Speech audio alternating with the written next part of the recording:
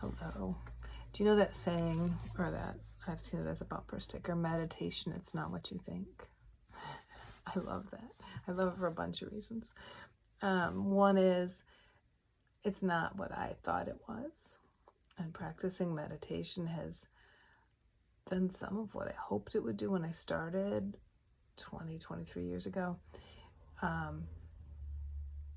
And it's done a lot of things I didn't think it would, and it hasn't done some things I thought it would. And what I have found and what I offer in these 40 days of meditation and in a bunch of different ways is a practice that helps invite you and me to be aware of the present moment like it is. We've heard it a million times, sounds so basic, right? But it's a deep practice because layered and layered and layered into our experience of the present moment is cultural conditioning, family conditioning, personal experiences that introduce resistance to the present moment, introduce shoulds. I should just cheer up. I shouldn't be so upset. I should be upset. I should be able to sit still, whatever it is.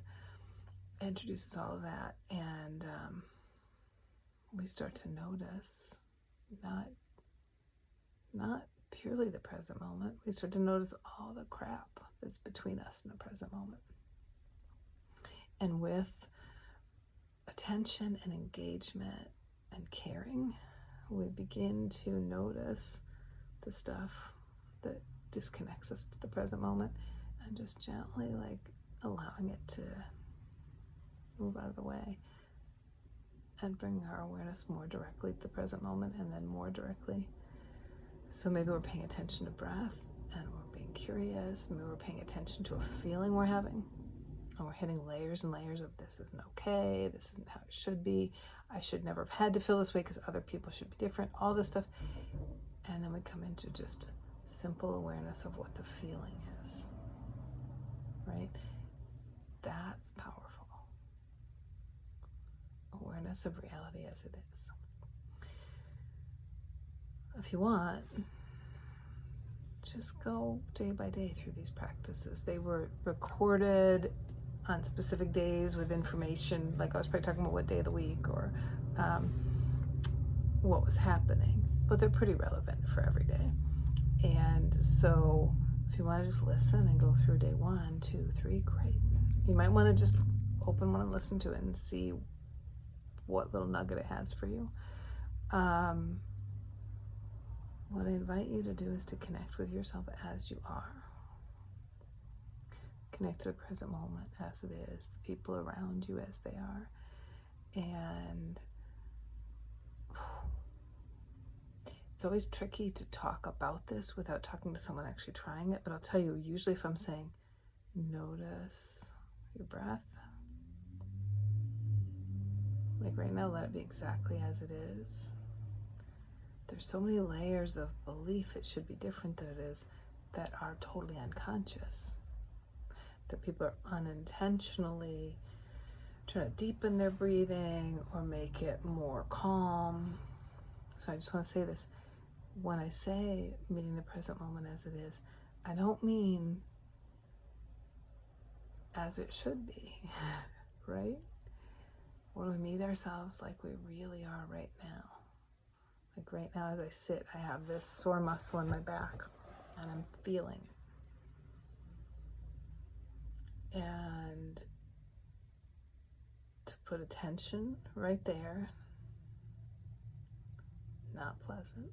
I'm doing it as we speak. And then bring a little bit of curiosity and warmth. Can I have tension in this muscle?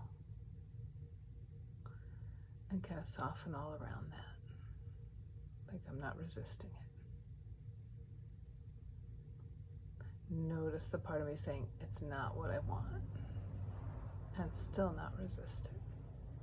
It's the kind of practice that I'm offering in these 40 days, and I think is really important. Why? I don't want to offer these practices just so that we can all be comfortable, because comfort is a low bar. I want to offer practices so that we can be free, and that we can free other people, so that we can radically change the world by not staying kind of in cooperation with systems of dominance, with systems of control, with structured, rigid beliefs about what should be that may not agree with our direct experience of what is. So for me, it's always like connected to a bigger process of transformation and change, even if all I'm doing is allowing myself to feel kind of a sharpness in my back and be present with it. Okay, so thanks for listening.